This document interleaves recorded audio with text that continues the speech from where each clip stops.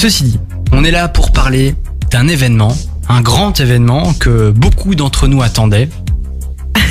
L'Apple Event. Antoine, dis-nous tout. Eh bien, je suis venu ici pour vous faire défoncer votre portefeuille sur les dernières nouveautés d'Apple, disons-le très clairement. Même s'il y avait rien de bien incroyable mardi dernier, jour de keynote, comme on disait autrefois. Vraiment, il n'y a pas eu de grosses nouveautés. Ça a duré 1h30. On savait à peu près tout de ce qui allait être présenté. On a commencé avec l'Apple Watch. Alors, il n'y a pas de grosses annonces du côté de l'Apple Watch. En une demi-heure, on sait qu'il y a un écran un peu plus lumineux. Il y a un premier changement de puce en 3 ans. C'est quand même une bonne nouvelle. On a enfin une montre un petit peu plus rapide. Et on a un nouveau coloris rose pour la série 9. Du rose. Ah, wow. Du rose. Je l'ai vu, on me l'a montré récemment. C'est une belle couleur, ouais, franchement. Bon, pas pour moi, mais. Ouais, ça. Et puis on a la seule nouveauté qui est ceci.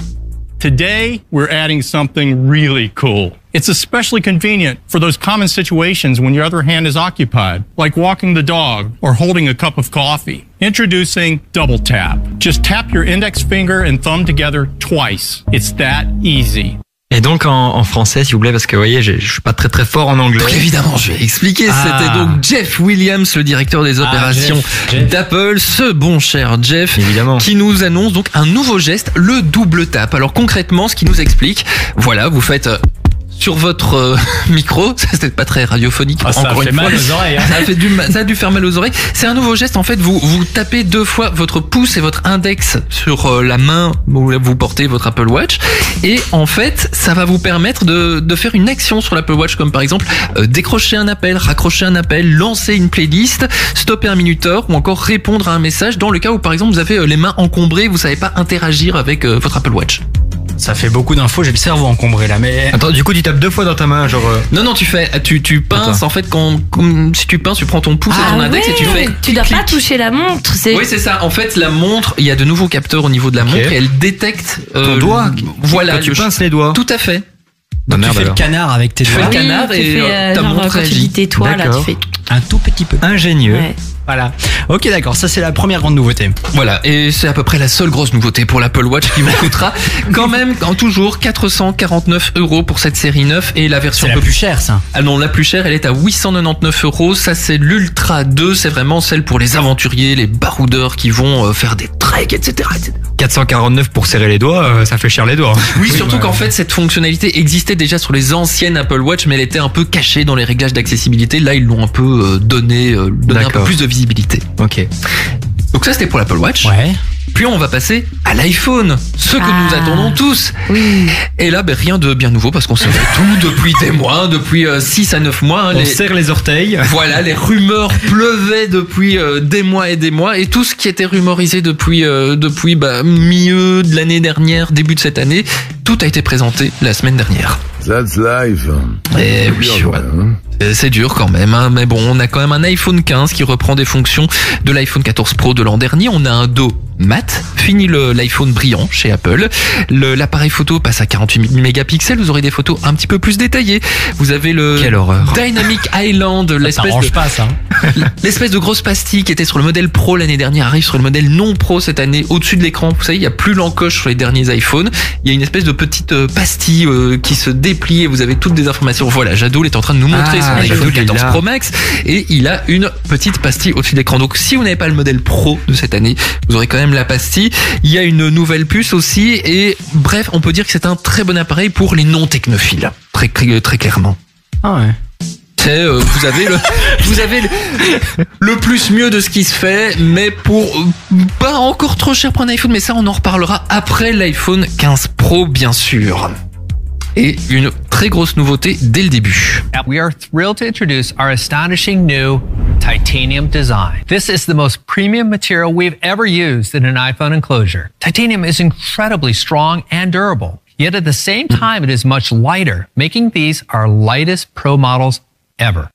Voilà, donc ça c'était Greg Joswiak, le responsable mondial du marketing d'Apple, ce cher Greg, on les a tous retrouvés bien sûr.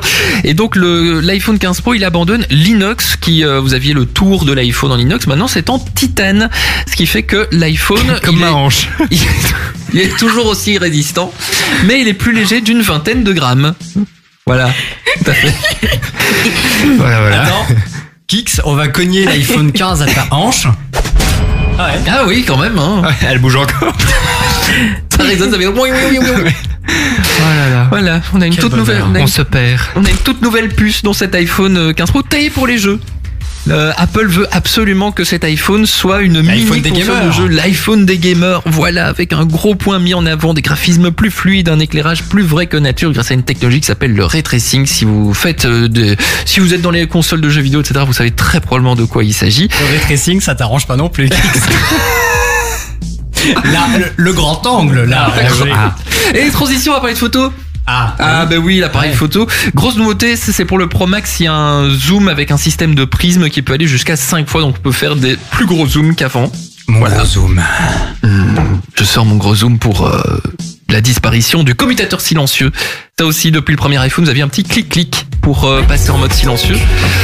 Je t'en prie. Mais arrête, moi ça m'intéresse. Ah bon, un petit clic, pourquoi sur le côté de l'iPhone, depuis le tout premier iPhone, il y a un petit clic pour passer en mode silencieux, en mode vibreur, pour couper le son. Eh ben c'est fini sur le modèle Pro. C'est un bouton, maintenant un bouton qui sera programmable. Donc soit pour passer en mode silencieux, soit pour lancer l'appareil photo, pour lancer la lampe torche par exemple, ou même créer un mémo vocal comme ça à la volée directement. Mais la grosse nouveauté des iPhones, on l'attendait depuis des années, elle est arrivée. We're bringing USB-C to iPhone 15. It enables charging, transferring data, playing audio and video, and it's been built into Apple products for years.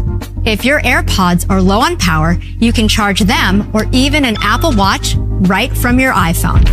Kyan Drance, responsable marketing de l'iPhone, est donc venu pour nous annoncer que l'iPhone passait à l'USB-C comme les Mac, comme l'iPad, comme les téléphones Android. On va jeter tous nos chargeurs comme mon Samsung. Tout le monde depuis une dizaine d'années, un seul câble pour charger tous les appareils. Même les AirPods Pro passent à l'USB-C, mais bon, pour ça il faudra racheter des AirPods Pro.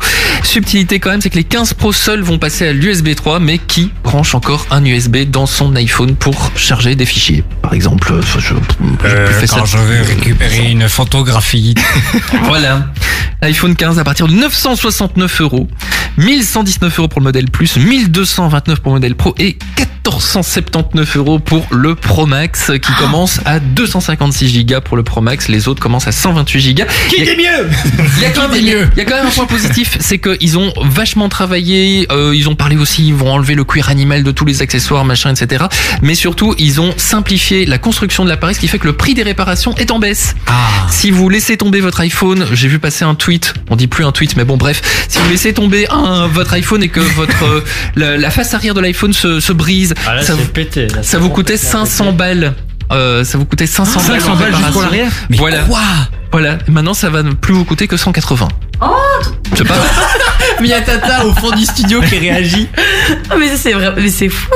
Mais c'est chouette. Voilà, mais non, mais 500 balles, c'est horrible. Enfin, mon père a eu le problème. C'est. Mais t'as encore tu te demandes. Au Nokia 3310, toi. Non, mais oui, mais c'est pour ça, moi, c'était super intéressant. Et j'ai une petite question. Dis-moi. Pour le Pro Max, c'est combien t'as dit la capacité? C'est 250. Le Pro Max commence à 256 Go, alors que tous les autres commencent à 128. Et c'est assez, on peut vivre avec ça. Oui, on peut vachement vivre avec 256 On Go. travaille chez Apple ici. Merci. Ben non, mais si tu veux acheter. On est en retard. Oui, mais ça va, je prends mes renseignements pour Et si j'achète un... Et Darty, ça peut se faire dans le couloir. Et c'est tout.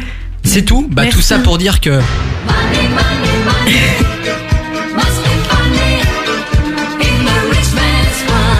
Et 20h, c'est la trappe sur KIF.